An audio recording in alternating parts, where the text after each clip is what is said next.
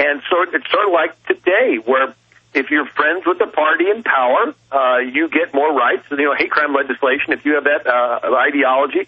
But if you believe in traditional values, guess what? You weren't less equal. And so it's interesting. I spoke at the U.S. Capitol. I did half a dozen congressional staff briefings a year or so ago, and they had congressmen, staffers, and so forth. And afterwards, I got a phone call from the Washington Post. And the reporter said, "Are you trying to push Christianity on America?" Like having secret meetings in the Capitol. And I said, "Well, can I ask you a question?" I said, "Where did the idea of equality come from?" And the reporter said, "Well, I don't know." I said, "Well, it didn't come from Islam, did it? I mean, in Islam, infidels are not equal to Muslims. Women are not equal to men. It takes two women to testify in court against one man. A woman gets half the inheritance that a man gets. A man can have 4 wives. A woman can't have 4 husbands. Of course, I don't know which woman would want 4 husbands, but nevertheless, there's not equality." I said equality did not come from Hinduism, where they have the caste system, and if you're an untouchable in that lowest caste, you're less than human. You have to take care of the garbage, clean the toilets, live outside of town. You're not equal to the Brahmin. The Brahmin in their divinity. And then in the atheistic belief, if you are useful to the state, you're worth more. In America, you're equal no matter what. All right, stay there.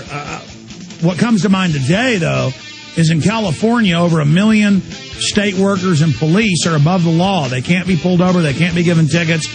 The photo enforcement can't work on them at toll roads and red light cameras because the computers can't read their plates. I'm here Monday through Friday, 11 a.m. to 3 p.m. Central Standard Time. I do an abbreviated syndicated transmission. Sundays, 4 to 6 p.m.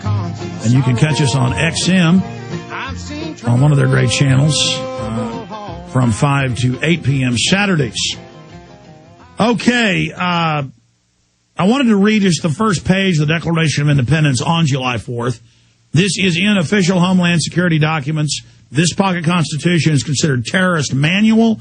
I have video in my film, Road to Tyranny, from a squad car where they find this exact manual that we put free in all our orders, and they find some of my videos, and they arrest her for this. It's the police on tape finding this and getting scared. Now, they've sworn an oath to this, but they're so brainwashed, they get scared. Now, not all police are this dumb, but the general public overall has been dumbed down. In Congress on July 4th, 1776, this is what America's about, folks. Not about football or mom and apple pie. It's about this. The unanimous declaration of the 13 United States of America. When in the course of human events it becomes necessary for one people to dissolve the political bands which have connected them with another, and to assume among the powers of the earth the separate and equal station to which the laws of nature and of nature's God entitles them, a decent respect to the opinions of mankind requires that they should declare the cause which impels them to the separation.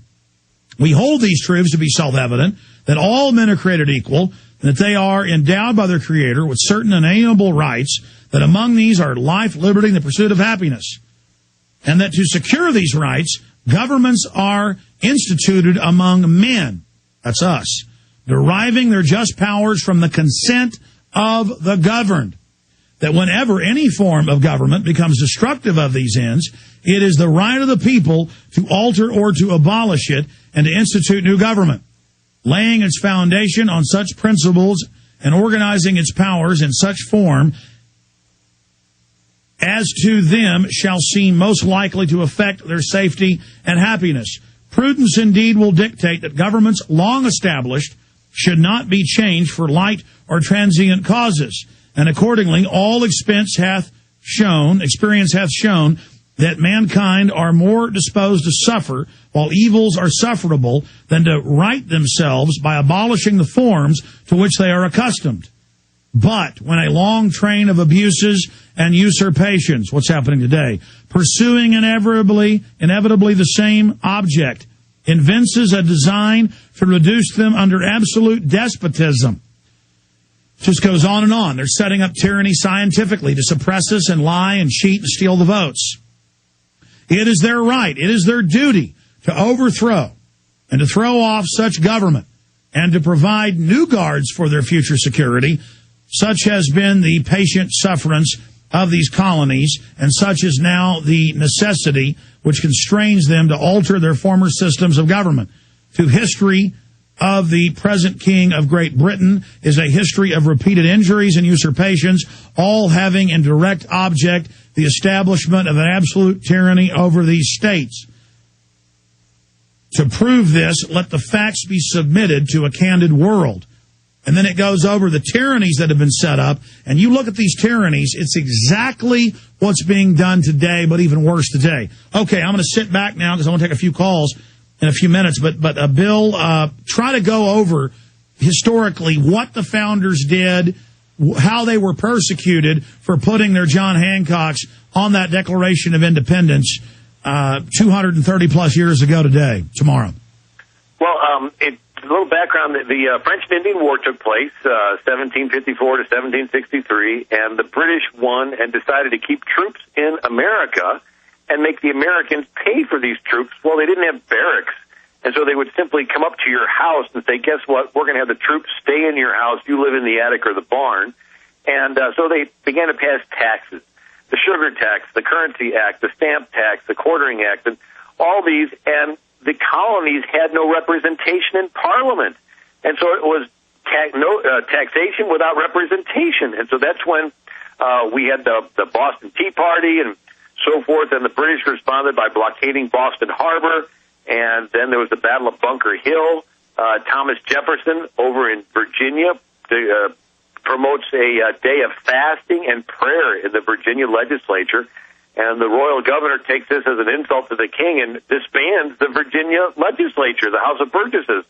And so that's when they set up a Continental Congress. And the first act, of course, of the Continental Congress was to open with prayer. It's interesting how they're trying to outlaw that today. But then Washington was put in command there at Boston. He had 26-year-old Henry Knox go up to Fort Ticonderoga and bring down a bunch of cannons. And they put straw on the wheels so they could put them in place without making any noise. And the Dorchester Heights, the next day, the British wake up, see these cannons staring down their throat. And so the British evacuate Boston. It's a great rejoicing. And the British are going to New York. And so George Washington goes to New York. He has 20,000 volunteers. The Declaration is written, and he has it read to his troops. There's great enthusiasm. But the British fill up the harbor. 400 ships in the New York harbor. They say it was just looked like a forest full of trees because all the masts. And then the British begin to pound away, and Washington's men freak out and start fleeing. He's trying to rally them back. They have to drag Washington from the field because he doesn't want to leave. But his troops retreat across Manhattan, retreat across New York, retreat across New Jersey, and retreat across the Delaware River into Pennsylvania. Within 6 months, Washington's troops dwindle from 20,000 down to 2,000. The Continental Congress sends him his last order up to that point that says, until further notice, you're in charge of America. And the Continental Congress packs up shop and leaves. And here's Washington. It's all resting upon him, and his men had only volunteered for 6 months. So July to December, guess what? He had 1 week before they were all going to leave, and Washington proves his worth. He orders an attack Christmas Day evening, surprises the German Hessians and captures 1,000 of them. 10 days later, wins the Battle of Princeton, and this begins the turn in the course of the war. But it's interesting. They voted for independence on July 2nd, and that's the day that John Adams thought was going to be celebrated with bonfires and illuminations and solemn acts of devotion to Almighty God. That's when they voted for it. On July 4th, only 2 people signed. John Hancock, the president of the Continental Congress, he signed very large and said, now the King of England can read my signature without using his spectacles, his glasses, and he said, the price on my head is just doubled. And so that's where it came up, gave him the phrase, put your John Hancock here, you know. And then Charles Thompson, the secretary of the Continental Congress. The rest didn't sign until August 2nd when they had an engrossed copy. And really, a third of them didn't sign until 6 months later. They had to come back to Philadelphia just to sign it. And they weren't in a big hurry because they knew they were signing their death warrant. The sun never set on the British Empire. It was the most powerful empire in the world. They had the American colonies, Canada. They had Jamaica and British Guyana and Bermuda. They had the Sandwich Islands, Hawaii. They had Hong Kong and India. And I mean, it was huge. And so this was a pretty bold statement. I like to say that our founders were willing to pledge their prosperity for their posterity. They pledged their lives and their fortunes and their sacred honor. Well, that's what they talked about. They understood that life was transitory, and it was about an idea and doing something nobody had ever done before. And in England, if you challenged them in any way, they would lock you up to starve to death in the elements and then leave the skeletons up all over the place. And then after the bones collapse, they'd put a new person in there, or they'd cut your head off and put it on a spike at the London Bridge. And so later, and this is on record, I've read all these history books, this is a fact, the British would rape your wives, kill your family, or starve you to death, and just dumping thousands of bodies a month into the water. I want to tell people about the starvation ships because, I mean, this is the evil we're fighting. Go ahead.